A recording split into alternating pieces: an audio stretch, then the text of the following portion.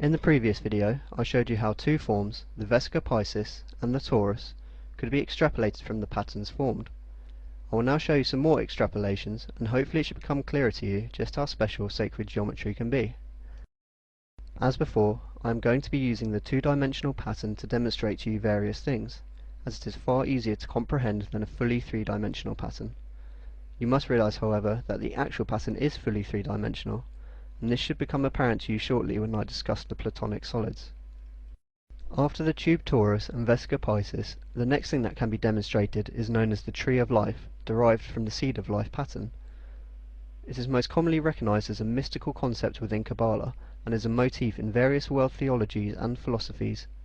In Kabbalah, it is used as a tool to understand the nature of God and the manner in which He created the world out of nothing. The details of this particular study are too complicated to overview briefly at this point. The next form that can be extrapolated is known as the egg of life. If we proceed to the second vortex motion as described in the previous video, and remove all the circles from the seed of life except this central one, we create this new form consisting of 8 spheres. This form is three-dimensional, and from our two-dimensional perspective we are unable to see the 8th sphere, which is located behind this central sphere. This pattern is the most balanced and optimum form for 8 spheres existing in direct connection with each other. The reason why it is called the egg of life is because nature uses this form in the embryonic creation process of every single living organism on this planet, with no exceptions. Nature chooses this form because it is the most balanced, most harmonious form possible. We now proceed to arguably one of the most important sets of extrapolations, one which can demonstrate visually as well as mathematically the beauty of sacred geometry. If we take the fruit of life layer defined in the previous video and extract these 13 circles, what we get as a result is known as the holy archetype, Metatron's cube. This can be imagined as an extension of the egg of life, as there are 8 spheres in this central portion, but also an additional sphere attached in perfect alignment to the corner of each one of the 8 central spheres. In total, there are 16 spheres in the three-dimensional version of Metatron's cube. It is interesting to note that the parameters of a hypercube, also known as the terasect, can be extrapolated easily from Metatron's cube, and for this reason literally adds another aspect of dimensionality to this particular form. This arrangement of the spheres is geometrically perfect, so adding or subtracting spheres as previously hinted at with the transformation from the egg of life to Metatron's cube has no impact on the integrity of the geometry itself. For this reason, you should be able to now comprehend the holographic idea as mentioned at the end of the previous video. We have just hinted at a fourth-dimensional concept from a three-dimensional structure. However, as we cannot directly perceive a fourth dimension, there is little else to mention on this topic at this point. The most widely recognized aspect of Metatron's cube, however, is its relation to the Platonic solids. It should be noted that although Plato's name is attached to these forms, it has been discovered that the late Neolithic people of Scotland had Platonic solid ornaments made of stone 1,000 years prior to Plato. This obviously creates a big question of where they got this wisdom from, but that is for another line of inquiry, another video series. There are 5 Platonic solids: the tetrahedron, the octahedron, the hexahedron, the icosahedron, and the dodecahedron. What makes these shapes so special is that the faces, edges and angles are all congruent, and that each one can fit perfectly inside a sphere with all the corners touching. There are no other shapes in existence which satisfy these conditions, and that is what makes these shapes so special. These 5 Platonic solids also form pairs, known as duals. The hexahedron and the octahedron make up one pair, and the icosahedron and the dodecahedron make up the other. The tetrahedron is the odd one out, as it is a dual with itself. What this means is that one can be created inside the other, known as nesting, by connecting all the midpoints of all the faces. This process can be repeated to infinity in either direction, and demonstrates very clearly the idea of symmetry in a very unique way. It is also possible to nest each Platonic solid within the other 4 without error, however the symmetry is not as perfect as it is with the duals. So, how do the Platonic solids relate to Metatron's cube? If we take the two-dimensional form of 13 circles for the sake of simplicity, and using straight lines connect the centre of every circle to the centre of every other circle, we end up with this pattern.